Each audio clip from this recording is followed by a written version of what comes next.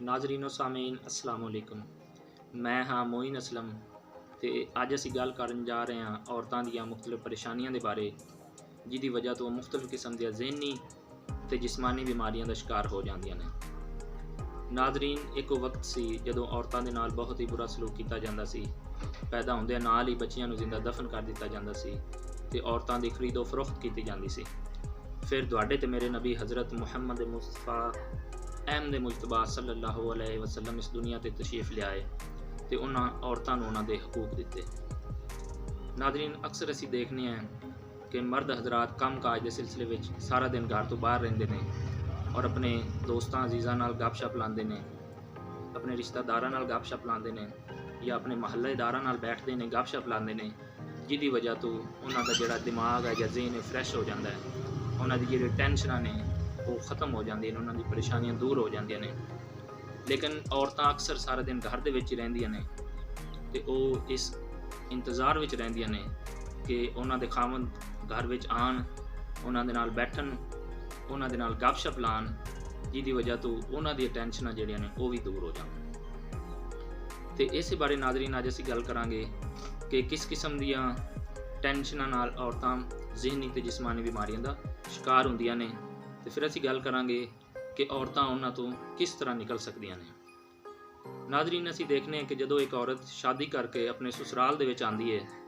ਤਾਂ ਆਪਣੇ तमाम ਰਿਸ਼ਤਿਆਂ ਨੂੰ ਪਿੱਛੇ ਛੱਡ ਕੇ ਆਉਂਦੀ ਹੈ, ਆਪਣੇ ਵਾਲਦੈਨ ਨੂੰ ਪਿੱਛੇ ਛੱਡ ਕੇ ਆਉਂਦੀ ਹੈ, ਆਪਣੇ ਭੈਣਾਂ ਭਾਈਆਂ ਨੂੰ ਪਿੱਛੇ ਛੱਡ ਕੇ ਆਉਂਦੀ ਹੈ ਔਰ ਸਸੁਰਾਲ ਦੇ ਵਿੱਚ ਆਉਂਦਿਆਂ ਨਾਲ ਹੀ ਅਗਰ ਉਹਦੇ ਨਾਲ ਅੱਛਾ ਸਲੂਕ ਨਾ ਕੀਤਾ ਜਾਵੇ ਜਾਂ ਕੁਝ ਦਿਨਾਂ ਤੋਂ ਬਾਅਦ ਉਹਦੇ ਨਾਲ ਮੁxtਲਿਫ ਕਿਸਮ ਦੀਆਂ ਪਰੇਸ਼ਾਨੀਆਂ ਜਾਂ ਟੈਨਸ਼ਨਾਂ ਅਟੈਚ ਹੋ ਜਾਵਣ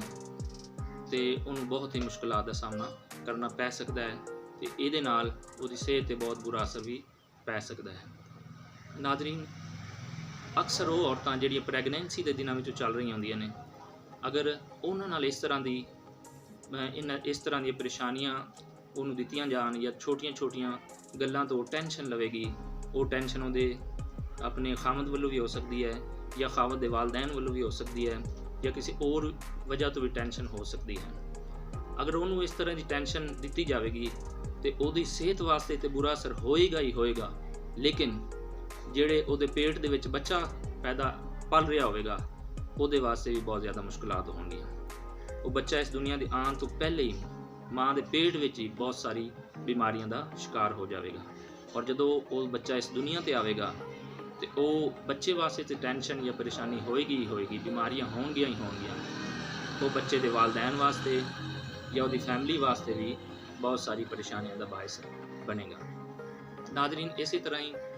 ਕੁਝ ਔਰਤਾਂ ਜਿਹੜੀਆਂ ਨੇ ਉਹ ਚਿੜਚਿੜੇਪਨ ਦਾ ਸ਼ਿਕਾਰ ਹੁੰਦੀਆਂ ਨੇ। ਐਸੀਆਂ ਔਰਤਾਂ ਦੇ ਨਾਲ ਸਾਨੂੰ ਬੈਠਣਾ ਚਾਹੀਦਾ ਹੈ, ਉਹਦੇ ਨਾਲ ਗੱਪਸ਼ਪ ਲਾਉਣੀ ਚਾਹੀਦੀ ਹੈ, ਉਹਦੀ ਮੁਸ਼ਕਲਾਂ ਤੇ ਪਰੇਸ਼ਾਨੀਆਂ ਨੂੰ ਸਮਝਣਾ ਚਾਹੀਦਾ ਹੈ ਔਰ ਉਹਨਾਂ ਨੂੰ ਦੂਰ ਕਰਨ ਦੀ ਕੋਸ਼ਿਸ਼ ਕਰਨੀ ਚਾਹੀਦੀ ਹੈ। ਅਗਰ ਇਸ ਤਰ੍ਹਾਂ ਨਾ ਕੀਤਾ ਗਿਆ ਤਾਂ ਉਹ ਔਰਤਾਂ ਬਹੁਤ ਹੀ ਜ਼ਿਹਨੀ ਬਿਮਾਰੀਆਂ ਦੇ ਸ਼ਿਕਾਰ ਹੋ ਜਾਣਗੀਆਂ, ਜਿਹਦੀ ਵਜ੍ਹਾ ਤੋਂ ਉਹਨਾਂ ਨੂੰ ਬਹੁਤ ਸਾਰੀ ਮੁਸ਼ਕਲਾਂ ਦਾ ਸਾਹਮਣਾ ਕਰਨਾ ਪੈ ਸਕਦਾ ਹੈ। ਇਸੇ ਤਰ੍ਹਾਂ ਨਾਜ਼ਰੀਨ, ਅਸੀਂ ਜਾਣਦੇ ਹਾਂ ਕਿ ਔਲਾਦ ਜਿਹੜੀ ਹੈ ਅੱਲਾਹ ਤਾਲਾ ਦੀ ਨਿਅਮਤ ਹੈ ਔਰ ਇਹਦੇ ਵਿੱਚ ਕਿਸੇ ਇਨਸਾਨ ਦਾ, ਮਰਦ ਦਾ ਜਾਂ ਔਰਤ ਦਾ ਕੋਈ ਅਮਲ ਦਖਲ ਨਹੀਂ ਹੈ। ਉਹ ਔਲਾਦ ਅੱਲਾਹ ਤਾਲਾ ਨੇ ਦੇਣੀ ਹੈ, ਜਿਹਨੂੰ ਦੇਣੀ ਹੈ ਉਹਨੂੰ ਹੀ ਦੇਣੀ ਹੈ ਔਰ ਜਿਹਦੇ ਨਸੀਬ ਵਿੱਚ ਔਲਾਦ ਨਹੀਂ ਹੈ ਉਹਨੂੰ ਅੱਲਾਹ ਤਾਲਾ ਨੇ ਨਹੀਂ ਦੇਣੀ। ਤੇ ਨਾਜ਼ਰੀਨ, ਇਸ ਦੀ ਵਜ੍ਹਾ ਤੋਂ ਵੀ, ਬੇਔਲਾਦੀ ਦੀ ਵਜ੍ਹਾ ਤੋਂ ਵੀ ਔਰਤਾਂ ਨੂੰ ਬਹੁਤ ਸਾਰੀ ਪਰੇਸ਼ਾਨੀਆਂ ਦਾ ਸਾਹਮਣਾ ਕਰਨਾ ਪੈਂਦਾ ਹੈ। ਉਹਦੇ ਖਾਮਦ ਵੱਲੋਂ ਵੀ ਹੋ ਸਕਦਾ ਹੈ ਜਾਂ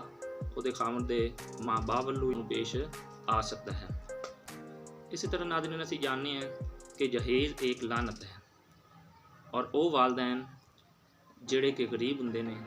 ਔਰ ਆਪਣੀ ਬੱਚੀਆਂ ਨੂੰ ਅੱਛਾ ਜਾਂ ਜ਼ਿਆਦਾ ਜਹੇਜ਼ ਨਹੀਂ ਦੇ ਸਕਦੇ, ਉਹ ਬੱਚੀਆਂ ਜਦੋਂ ਆਪਣੇ ਸਸੁਰਾਲ ਦੇ ਵਿੱਚ ਜਾਂਦੀਆਂ ਨੇ ਤੇ ਉੱਥੇ ਜਾ ਕੇ ਉਹਨਾਂ ਨੂੰ ਬਹੁਤ ਸਾਰੀਆਂ ਗੱਲਾਂ ਸੁਣਨੀਆਂ ਪੈਂਦੀਆਂ ਨੇ, ਬਹੁਤ ਸਾਰੀ ਮੁਸ਼ਕਲਾਂ ਦਾ ਸਾਹਮਣਾ ਕਰਨਾ ਪੈਂਦਾ ਹੈ, ਬਹੁਤ ਸਾਰੀ ਪਰੇਸ਼ਾਨੀਆਂ ਤੇ ਟੈਨਸ਼ਨਾਂ ਦਾ ਸਾਹਮਣਾ ਕਰਨਾ ਪੈਂਦਾ ਹੈ, ਜਿਹਦੀ ਵਜ੍ਹਾ ਤੋਂ ਵੀ ਉਹਨਾਂ ਦੀ ਸਿਹਤ 'ਤੇ ਬਹੁਤ ਬੁਰਾ ਅਸਰ ਪੈਂਦਾ ਹੈ ਔਰ ਉਹ ਬਹੁਤ ਸਾਰੀ ਬਿਮਾਰੀਆਂ ਦਾ ਸ਼ਿਕਾਰ ਹੋ ਜਾਂਦੀਆਂ ਨੇ। ਇਸੇ ਤਰ੍ਹਾਂ ਨਾਜ਼ਰੀਨ, ਸਾਨੂੰ ਚਾਹੀਦਾ ਹੈ ਕਿ ਅਸੀਂ ਆਪਣੀਆਂ ਔਰਤਾਂ ਨਾਲ ਅੱਛਾ ਸਲੂਕ ਕਰੀਏ, ਉਹਨਾਂ ਨਾਲ ਖੁਸ਼ ਰਹੀਏ, ਉਹਨਾਂ ਦੇ ਮਸਾਇਲ ਸਮਝਣ ਦੀ ਕੋਸ਼ਿਸ਼ ਕਰੀਏ, ਉਹਨਾਂ ਦੀ ਟੈਨਸ਼ਨਾਂ ਨੂੰ ਦੂਰ ਕਰਨ ਦੀ ਕੋਸ਼ਿਸ਼ ਕਰੀਏ ਤਾਂ ਕਿ ਉਹ ਵੀ ਇੱਕ ਅੱਛੀ ਜ਼ਿੰਦਗੀ ਗੁਜ਼ਾਰ ਸਕਣ। ਐਸੀਆਂ ਔਰਤਾਂ ਨੂੰ ਚਾਹੀਦਾ ਹੈ ਕਿ ਉਹ ਚੁੱਪ ਨਾ ਰਹਿਣ, ਬਲਕਿ ਉਹ ਆਪਣੇ ਖਾਮਦ ਨਾਲ ਗੱਲ ਕਰਨ, ਆਪਣੇ ਖਾਮਦ ਦੇ ਵਾਲਦੈਨ ਨਾਲ ਗੱਲ ਕਰਨ। ਅਗਰ ਉਹਨਾਂ ਦੀ ਪਰੇਸ਼ਾਨੀ ਦੂਰ ਕਰਨ ਦੀ ਕੋਸ਼ਿਸ਼ ਕੀਤੀ ਜਾਂਦੀ ਹੈ ਤਾਂ ਠੀਕ ਹੈ, ਨਹੀਂ ਤੇ ਉਹਨਾਂ ਨੂੰ ਫਿਰ ਆਪਣੇ ਵਾਲਦੈਨ ਨਾਲ ਗੱਲ ਕਰਨੀ ਚਾਹੀਦੀ ਹੈ ਤਾਂ ਕਿ ਉਹ ਜਲਦ ਅਜ਼ ਜਲਦ ਇਹਨਾਂ ਟੈਨਸ਼ਨਾਂ ਤੋਂ ਦੂਰ ਨਿਕਲ ਸਕਣ اور ایک اچھی اور صحت مند زندگی گزار سکن۔ ناظرین اگر ساڈی ویڈیو اچھی لگے تو اینوں لائک تے شیئر ضرور کریا جے تے ساڈے اس چینل نوں سبسکرائب ضرور کریا جے۔